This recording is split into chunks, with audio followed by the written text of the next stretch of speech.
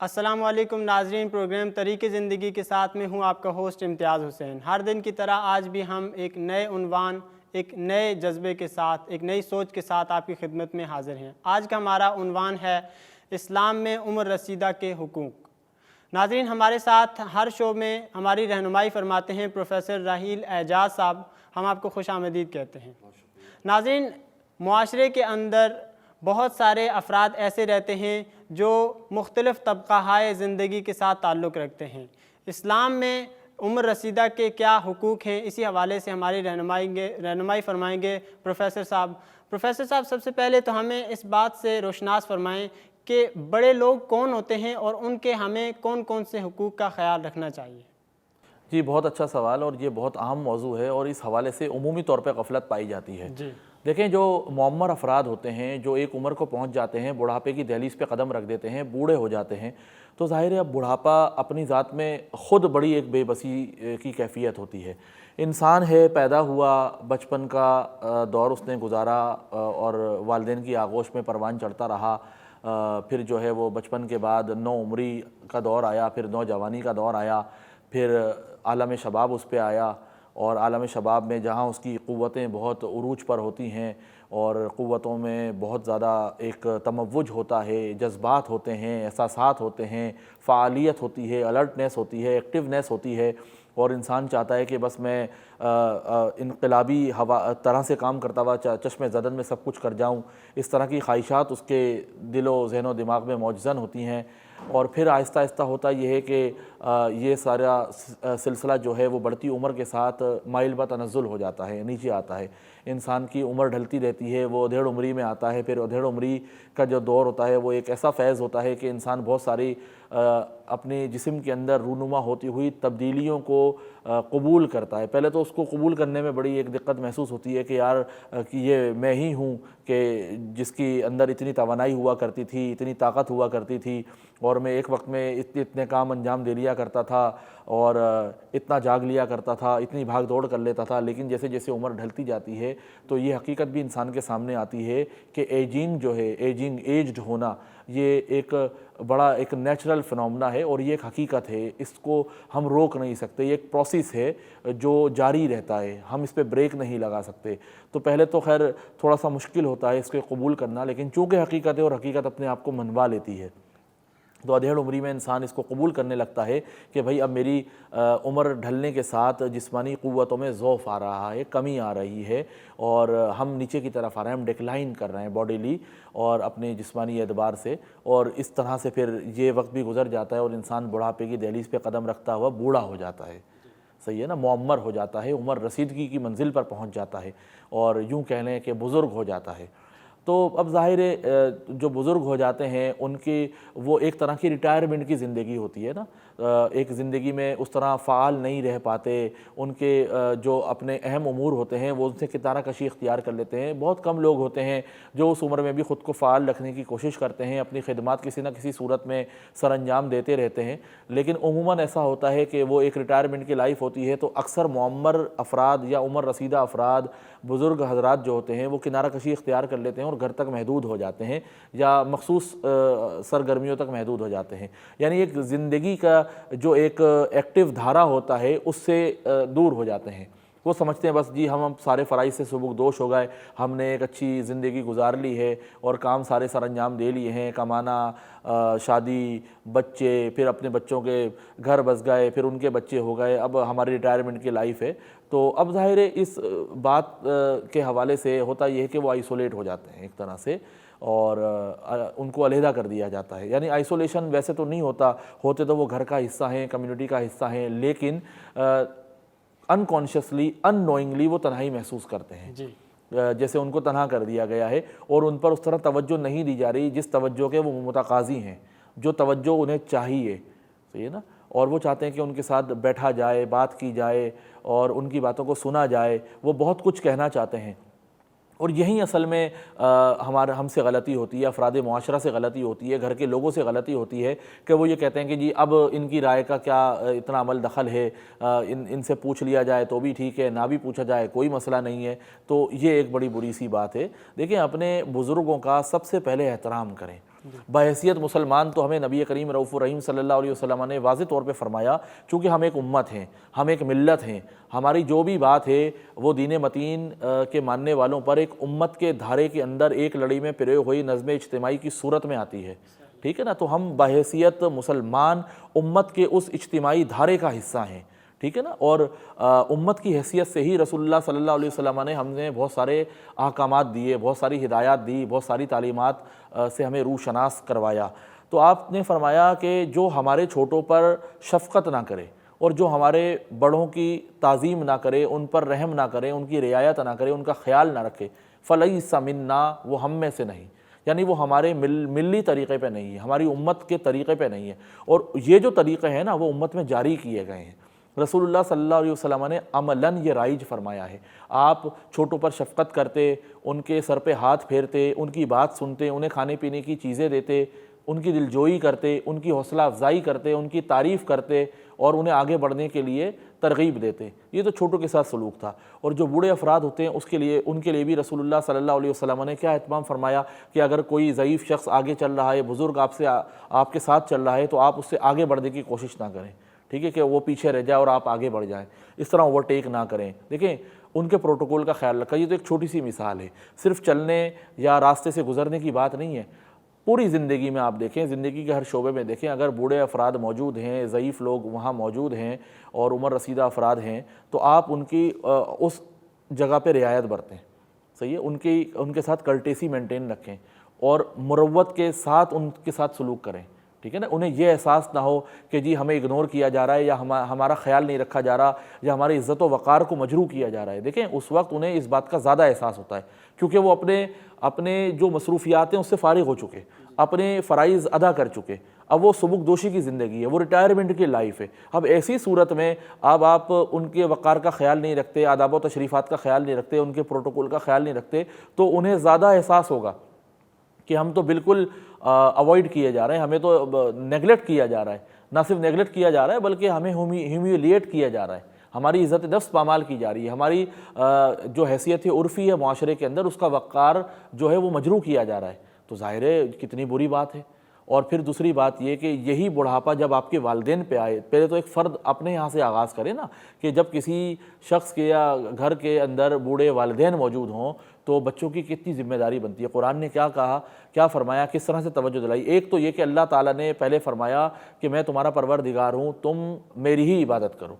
اور پھر اس کے بعد والدین کو سرپرست اور تربیت کرنے والا قرار دے کے انہیں شکر گزاری کے درجے میں آپ پر فرض عائد کیا کہ آپ ان کے ممنون و مشکور رہو، ٹھیک ہے، ان کے شکر گزار رہو اور ان کے لیے دعا کرو، رب ارحمہما کما ربیانی صغیرہ، کہ اے اللہ ان پر رحم فرما، مولا ان پر رحم فرما جس طرح ان دونوں نے شفقت سے مجھے بچپن میں پالا، ٹھیک ہے نا، بغیر کسی غرض کے، بغیر کسی لالچ کے، بغیر کسی فائدے کے، بے لوس ہو کے، مخلص ہو کے اپنی اولاد کی پرورش کی، آپ کے لیے کمایا، آپ کے لیے ضروریات زندگی بہم پہنچائے، آپ کے لیے وسائل کی دستیابی کو یقینی بنایا۔ انہیں کیا لالچ تھا آپ سے، اور کھاد بن کے آپ کی زندگی میں کھاد بن کے مٹی میں جذب ہو گئے تاکہ آپ جو ہے تناور درخت بنیں اور پھول بن کر مہکیں اور خوشبو پھیلائیں اپنی۔ انہیں کوئی غرض نہیں تھی، یہ جذبہ اللہ نے ان کے اندر رکھا تھا، اور یہ زندگی اسی طرح چلتی ہے، یہ قوانین قدرت کے تابع ہے اور یہ فطری جذبہ ہے جو والدین میں ودیت کیا جاتا ہے۔ لیکن اولاد جب زیادتی کرے یا غفلت اختیار کرے تو والدین پہ کیا گزرتی ہوگی۔ دوسری جگہ قرآن نے فرمایا وَلَا تَقُلْ لَهُمَا اُفٍّ وَلَا تَنْهَرْهُمَا، اور حد یہ ہے کہ تم انہیں اف یعنی ہوں تک نہ کہو، اور انہیں جھڑکنا نہیں، ڈانٹ ڈپٹ نہیں کرنا، سخت لہجے میں بات نہیں کرنا، درستگی اختیار نہیں کرنا۔ اچھا یہاں جا کہا وَلَا تَقُلْ لَهُمَا اُفٍّ، کہ انہیں اف نہ کہو۔ اب یہ قرآن نے جو اف کہا یہ ہمارا والا اف نہیں ہے کہ ہم کہ اف اللہ، یہ والا اف نہیں ہے بھائی، اف یہ نہیں، بلکہ یہ ہے جیسے آپ کسی کو اگنور کرتے ہوئے کہ آپ سے کسی نے کوئی سوال پوچھا آپ کہ اور آپ بے نیازی سے آگے بڑھ جائیں تو سامنے والے کو ناگواری محسوس ہوگی کہ مجھے خاطر میں نہیں لا رہا، مجھے امپورٹنس نہیں دے رہا۔ اور یہی رویہ جب اپنے بوڑھے والدین کے ساتھ اختیار کریں تو سوچیں ان کے دل پہ کیا گزرتی ہوگی۔ یعنی یہ ایک کیفیت ہے، یہ کیفیت ہے بالکل، کہ آپ نے کہہ کر ان کو اگنور کر دیا، اور یعنی کہ آپ کو ضرورت ہی نہیں ہے ان کی بات سننے کی، آپ اس کے پابندی نہیں ہے، آپ اس کے مکلف ہی نہیں ہے، کوئی حق ہی نہیں بنتا، اور وہ کیوں سنا رہے ہیں آپ کو؟ توبہ نعوذ باللہ۔ اگر یہ سوچ ہے اور یہ غفلت ہے تو قرآن اس کو براہ راست آپ کا قبلہ درست کر رہا ہے کہ اپنے بوڑھے والدین کے ساتھ ہوں نہ کہنا، نہ کرنا، انہیں ترجیح دینا، انہیں اہمیت دینا، ان کی بات سننا، ان کی خاطر مدارات کرنا، ان کے ساتھ تواضع سے پیش آنا، اپنے کندھوں کو عاجزی کے ساتھ ان کے لیے جھکا دینا، یعنی نرم روی اختیار کر لینا، نرم خوئی اختیار کر لینا، ان کے آگے بچھ جانا۔ اب بوڑھے ہو گئے ہیں، ان کی قوتیں جواب دے رہی ہیں، بے بسی محسوس کرتے ہیں، عاجزی محسوس کرتے ہیں، زندگی کے ایکٹیو اور الرٹ دھارے سے الگ ہو گئے ہیں، فعالیت ختم ہو گئی ہے، آپ پر ڈیپینڈ کر رہے ہیں، اور آپ اس طرح کی اگر غفلت کریں گے تو ظاہر ہے پھر ان کی زندگی کے اندر رہا سہا جو انحصار ہے اور جو آپ سے توقعات ہیں وہ پامال ہو جائیں گی، اور جب یہ پامال ہو جائیں گی تو ان کا دل خون ہو جائے گا۔ تو یہ رویہ مناسب نہیں ہے۔ پھر ولا تنہرہما، اور غلطی سے بھی ان کے ساتھ سرزنش نہ کرنا، ڈانٹ ڈپٹ کا معاملہ نہ کرنا، یہ انتہائی بری بات ہے۔ ایک تو وہ تمہارے والدین ہیں، دوسرا وہ بوڑھے ہیں، اس کا خیال رکھنا ہے۔ ماشاءاللہ بہت عمدہ انداز میں پروفیسر صاحب ہماری رہنمائی فرما رہے تھے کہ والدین کے ساتھ اور بزرگوں کے ساتھ معاشرے میں کس طرح پیش آنا ہے۔ ناظرین، سوالات کا سلسلہ، سیکھنے سکھانے کا سلسلہ جاری رہے گا، لیکن یہاں وقت ہوا ہے ایک بریک کا۔ آپ ہمیں فیڈ بیک دے سکتے ہیں info@iqra.tv پر، ہمارے ساتھ رہیے۔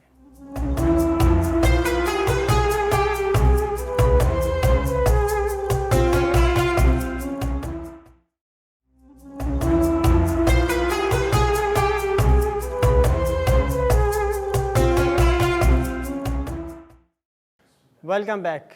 ناظرین، ہماری بات ہو رہی تھی عمر رسیدہ افراد کے حقوق۔ اسی حوالے سے پروفیسر صاحب نے نہایت احسن انداز میں ہماری رہنمائی فرمائی کہ اسلام میں عمر رسیدہ افراد کے کیا حقوق ہیں اور ہمیں ان کے ساتھ کیسے ٹریٹ کیا جانا چاہیے۔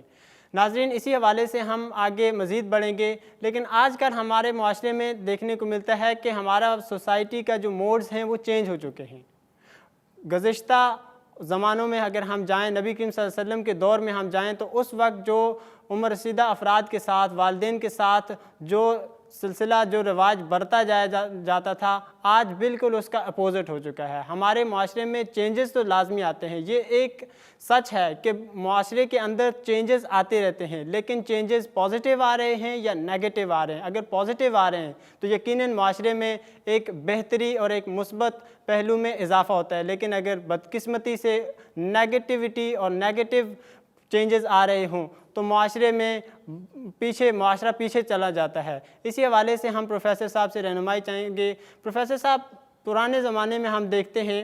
تو ہم والدین کی بہت زیادہ عزت کیا کرتے تھے، لیکن آج کل کے معاشرے میں ہم دیکھیں اولڈ ایج ہومز بھی تیار کیے جا رہے ہیں اور لوگوں کا رجحان اس کی طرف بھی بڑھتا ہوا جا رہا ہے۔ اس حوالے سے قرآن و حدیث کی روشنی میں ذرا رہنمائی فرمائی۔ دیکھیں، اب ہم فادر ڈے مدر ڈے مناتے ہیں بھائی، اب جو ہے نا ہم نے کلچر بدل گیا ہے اور ہم نے دن مخصوص کر دیے ہیں والدین سے محبت کے اظہار کے لیے، اور یہ بہت بدقسمتی کی بات ہے۔ دیکھیں، بحیثیت مسلمان تو اسلام بالکل ایک جو سوچ اور جو تصور اور جو رہنمائی ہمیں فراہم کرتا ہے وہ تو سال بھر کی ہے، ہر دن کی ہے، ہر لمحے کی ہے، ہر ساعت کی ہے، ہر آن کی ہے، ہر ثانیے کی ہے، ہر منٹ کی ہے، ہر گھڑی کی ہے، ہر لمحہ زندگی کے ہر موڑ پر والدین آپ کے ساتھ ہیں۔ ہمارے بزرگ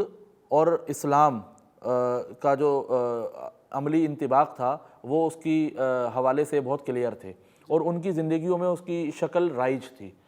اور اسلام کنبہ پروری کی بات کرتا ہے، ایک کنبہ ہو اور سب مل کر رہتے ہوں افراد خانہ۔ کئی گھرانے کنبے میں شامل ہوتے تھے، ایک بھائی، دوسرا بھائی، تیسرا بھائی، چوتھا بھائی، دو بہنیں، سب مل کر رہتے تھے۔ ان کی اپنی اپنی فیملیز ہو جاتی تھی، پوتا پوتی، نواسا نواسی ہو جاتے تھے، لیکن وہ ایک بڑا گھرانہ بن جایا کرتا تھا، ایک پورا کنبہ تشکیل پا جاتا تھا۔ تو اسلام تو کنبہ پروری کی بات کرتا ہے، اور یہی روایت ہماری دیرینہ چلی آ رہی تھی اور ہمارے بزرگوں تک یہی روایت فالو کی گئی، اور الحمدللہ وہ سب کنبہ پروری کے ماحول میں رہتے بستے رہے اور کنبہ پروری کرتے رہے۔ آج وہ جوائنٹ فیملی سسٹم ٹوٹ گیا ہے اور مزید بکھرتا جا رہا ہے۔ اب اس کے اپنے محرکات ہیں، وجوہات ہیں، اپنے فیکٹرز ہیں، اس پہ میں نہیں جانا چاہتا، وہ ایک الگ ڈسکشن ہے۔ اب ہم نیوکلیئر فیملی سسٹم کی طرف آ گئے ہیں۔ ہر فیملی جو ہے وہ انڈیویجولی اپنی سیٹلمنٹ چاہتی ہے، وہ چاہتی ہے ہم جی اپنے میاں بیوی الگ رہیں، اپنے بچوں کے ساتھ رہیں، اور کسی بڑے چھوٹے کی، خاندان کے دوسرے عزیز و اقارب کی ہماری زندگیوں پر، ہماری فیملی پر کسی قسم کی کوئی انٹرفیرنس یا مداخلت نہ ہو۔ ٹھیک ہے، یہ بھی اپنی جگہ ٹھیک ہے، اس کی بالکل اجازت ہے، اور اگر آپ کو اس میں زیادہ سہولت ہے اور آپ آزادی سے اپنے سارے امور انجام دے سکتے ہیں، بچوں کی اچھی پرورش کر سکتے ہیں، تو اسلام اس کے لیے کوئی ممانعت کی راہ نہیں کھولتا۔ لیکن وہ جو کنبہ پروری تھی نا، وہ بڑی مؤثر تھی، اس سے بڑی ڈھارس رہتی تھی، خاص کر جب بزرگ افراد ہوتے تھے، جو خاندان کے بوڑھے افراد ہوتے تھے، ان کو اس کنبے کے اندر بچوں سے ایک بڑا ان کا ایک سلسلہ بن جاتا تھا، ٹھیک ہے، ان کو نئی زندگیوں میں اپنی زندگی دکھتی تھی، صحیح ہے، وہ بچوں کے اندر اپنی زندگی جیتے تھے، بچوں کی آنکھوں کی چمک ان کے ذہن و دل و دماغ کو توانائی بخشتی تھی، ان کے وجود کو جلا بخشتی تھی۔ آج آپ دیکھیں کنبہ پروری کا سسٹم ختم ہو گیا، گھرانے منتشر ہو گئے، جوائنٹ فیملی سسٹم بکھر گیا، نیوکلیئر فیملی سسٹم وجود میں آ گیا، تو کیا ہوا کہ والدین بھی آئسولیشن میں چلے گئے۔ اور افسوس کی بات یہ ہے کہ جو بوڑھے والدین جب کمانے کے قابل نہیں رہتے تو جوان اولادیں آپس کے اندر کشمکش میں پڑ جاتی ہیں، اور ایک کمپٹیشن لگ جاتا ہے کہ جی میں تو اتنا کر رہا ہوں وہ اتنا نہیں کر رہا، میں تو اتنا دیتا ہوں وہ اتنا نہیں کر رہا، میں تو علاج کرواتا ہوں وہ علاج نہیں کرواتا۔ یہ کیا سوچ ہے، یہ کیا سوچ ہے؟ یہ بحیثیت مسلمان ہمارے اندر کیسے در آئی؟ ہم کیسے اس عمل کے خوگر ہو گئے؟ یہ ہمارا کلچر نہیں تھا، یہ ہماری تہذیب نہیں تھی، یہ ہماری روایت نہیں تھی، یہ ہماری ثقافت نہیں تھی، یہ ہمارا دین نہیں تھا، یہ اغیار کا طریقہ تھا، یہ غیر انسانی طریقہ تھا، یہ ہماری اقدار ہی نہیں تھی۔ اسلام تو کنبہ پروری کی بات کرتا ہے، اور بوڑھے افراد کے ساتھ تو وہ از حد دلجوئی کی بات کرتا ہے، مشفقانہ انداز اور کریمانہ انداز اپنانے کی بات کرتا ہے۔ اور جب وہ اپنے بڑے ہوں، اپنے دادا ہوں، اپنے نانا ہوں، اپنے خاندان کے معمر افراد ہوں، اپنے والدین ہوں، اور ان کے ساتھ یہ سلوک کیا جائے، استغفر اللہ العظیم واتوب الیہ، یہ تو سوچ ہی بڑی مہلک ہے اپنے آپ میں۔ تو اسلام تو وہ تصور دیتا ہے کہ بزرگ افراد کی خاص طور پہ نگہداشت کی جائے، ان کو ضروریات زندگی بہم پہنچائی جائیں، بلکہ ان کی ہر چیز کا خیال رکھا جائے، اور یہ ذمہ داری تمام اولاد پر یکساں عائد ہوتی ہے، ٹھیک ہے نا، والدین کی ذمہ داری سب پہ بٹتی ہے، اور ہر بندہ اپنی اپنی جگہ اپنی بھرپور کیپیسٹی میں ان کے لیے سب کچھ کرنے کا مکلف ہے، جتنا وہ کر سکتا ہے۔ دیکھیں یہاں پہ کوئی واضح پابندی نہیں ہے کہ اتنا کرنا ہے، اتنے فیصد کرنا ہے، اتنے فیصد نہیں کرنا، نہیں، اللہ نے آپ کو جتنا دیا ہے، جتنی آپ کی استعداد ہے، یہ تو کرنے کی بات ہے، مالی وسائل مہیا کرنے کی باتیں، چیزیں مہیا کرنے کی باتیں، علاج معالجے کی باتیں، یہ تو فورین چیزیں ہیں، باہر کی چیزیں ہیں، خارجی چیزیں، خارجی اشیاء ہیں۔ اندرونی اپنا وقت دینا، ان کے جذبات سے ہارمونائز ہونا، ان کی بات کو سننا، انہیں وقت دینا، ان کی دلجوئی کرنا، یہ جو چیز اپنی ذات سے ان کی ذاتوں کو آپ کنیکٹ کرتے ہیں، سب سے زیادہ ضرورت انہیں اس بات کی ہوتی ہے، اور آپ اپنا وقت جو ہے وہ پھر ان کو دینا مناسب نہیں سمجھتے۔ آپ کہتے ہیں نہیں جی وہ بنتی نہیں ہے، سوچ کا فرق ہے، اور پتہ نہیں کیا کیا باتیں سننا پڑتی ہیں، میرے پاس اتنا وقت نہیں ہے، میری مصروفیت ہے، میری مشغولیت ہے، یہ کیا بہانے ہیں؟ آپ نے بھی بوڑھا ہونا ہے، آپ نے بھی ریٹائرمنٹ پہ جانا ہے، آپ بھی بے بس ہو جائیں گے، آپ بھی معمر ہو جائیں گے، اس وقت پھر آپ کا ساتھ کون دے گا؟ پھر وہی ٹٹ فار ٹیٹ والی بات ہے، جیسا کرو گے ویسا بھرو گے، جیسا بوؤ گے ویسا کاٹو گے، پھر آپ نے بھی یہی نتائج بھگتنے ہیں۔ اور والدین کے کیا تو ایسا ہے، والدین کے ساتھ اگر کوئی برا کرتا ہے تو آخرت میں تو اس کو جو سزا ملے گی 100 ملے گی۔ والدین کے ساتھ معاملہ ایسا ہے کہ اگر آپ نے برائی کی ہے تو آپ کئی گنا زیادہ اس کا نتیجہ جہاں بھگتیں گے۔ والدین کا کیا آپ کو دنیا میں ہی نظر آ جائے گا۔ والدین کے معاملے میں اللہ تعالیٰ نے دنیا میں بھی رعایت نہیں رکھی ہے، تو ہمیں اس بات سے ڈرنا چاہیے۔ اور پھر والدین اپنے گھر کے بڑے، اپنے بزرگ معمر افراد، ان کو اپنے گھر کے جو ایک عمومی ماحول ہوتا ہے اس دھارے میں شامل کریں۔ ماشاءاللہ بہت خوبصورت انداز میں، اور یقیناً زندگی کا یہ وہ مرحلہ ہوتا ہے جس وقت والدین کو اس کے بچوں کی ضرورت ہوتی ہے۔ وہ ایک ایسا وقت ہوتا ہے کہ آپ سے بڑھ کر کوئی اور ان کی مدد نہیں کر سکتا۔ تو یقین جانیے کہ اگر دنیا اور آخرت دونوں جہانوں کی کامیابی چاہتے ہیں تو یقیناً ہمیں اللہ اور اس کے رسول کی تعلیمات کے پس منظر میں ہمیں ان کی مدد کرنی چاہیے۔ ناظرین، سوالات کے سلسلہ جاری رہے گا، سیکھنے سکھانے کا مرحلہ جاری رہے گا، اور ہمارے ساتھ پروفیسر صاحب موجود ہیں، وہ ہماری رہنمائی فرماتے رہیں گے۔ لیکن یہاں وقت ہوا ہے ایک بریک کا۔ بریک پر جانے سے قبل آپ اپنی رائے کا اظہار info@iqra.tv پر کر سکتے ہیں۔ ملتے ہیں بریک کے بعد۔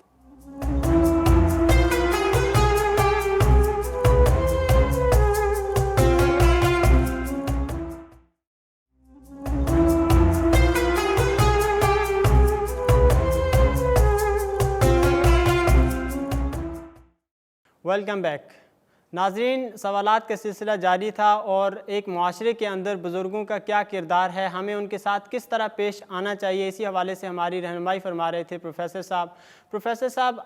چونکہ پروگرام آخری لمحات کی طرف جا رہا ہے، جاتے ہوئے آپ ذرا رہنمائی فرمائیں کہ بزرگوں کو ہم اپنی زندگی کی دوڑ میں دوبارہ سے شامل کرنے کے لیے، ان کے اندر ایک نیا ولولہ اور جوش پیدا کرنے کے لیے مزید ہمیں کیا کرنا چاہیے؟ دیکھیں، بزرگ تو تیار رہتے ہیں ہر وقت کہ وہ اس اجتماعی دھارے میں شامل ہو جائیں۔ آپ نے مواقع فراہم کرنا ہے۔ اب میں ایک گھر سے نکل کر باہر کی دنیا کی بات کر رہا ہوں، سوسائٹی کی بات کر رہا ہوں، ادارہ جاتی سطح پہ بات کر رہا ہوں کہ جہاں پہ بزرگ اگنور کر دیے جاتے ہیں۔ مجھے بڑا افسوس ہوتا ہے جب ہم دیکھتے ہیں کہ ریٹائرمنٹ کے بعد بزرگ افراد، معمر افراد، عمر رسیدہ افراد، مرد و خواتین بینکوں کے باہر اپنی پینشن لینے کے لیے لمبی لمبی قطار میں کھڑے ہوتے ہیں اور دھوپ کے اندر وہ جل رہے ہوتے ہیں، تپ رہے ہوتے ہیں، اور یہاں پیشہ وارانہ امور سر انجام دیتے ہوئے بہت روڈلی ان سے ڈیلنگ کی جاتی ہے اور ٹریٹ کیا جاتا ہے۔ یہ ہمارے معاشرے کا رویہ اچھا نہیں ہے۔ یا وہ اداروں میں جب اپنے کسی کام کے لیے جاتے ہیں تو انہیں وہ اہمیت نہیں دی جاتی، یا انہیں کمزور سمجھ کے یا بوڑھا سمجھ کے انہیں پیچھے دھکیل دیا جاتا ہے، یعنی ان کی سنوائی نہیں ہوتی۔ تو یہ کوئی اچھی علامت نہیں ہے، یہ ایک صحت مند سوسائٹی کی علامت نہیں ہے، بلکہ ہمارا معاشرہ، ہماری سوسائٹی اور سماج اس وقت صحت مند ہوگا اور توانا ہوگا جب ہم اپنے بوڑھے افراد کے تجربات اور ایکسپوجر سے استفادہ کریں گے۔ دیکھیں، ان کے پاس بہت کچھ ہے، وہ ایک زندگی گزار کے بیٹھے ہوئے ہیں، اپنی سطح پر وہ سیلف ایکچولائزڈ ہیں، وہ یہاں تک فل ہیں اور ان کی شخصیت فل ہے۔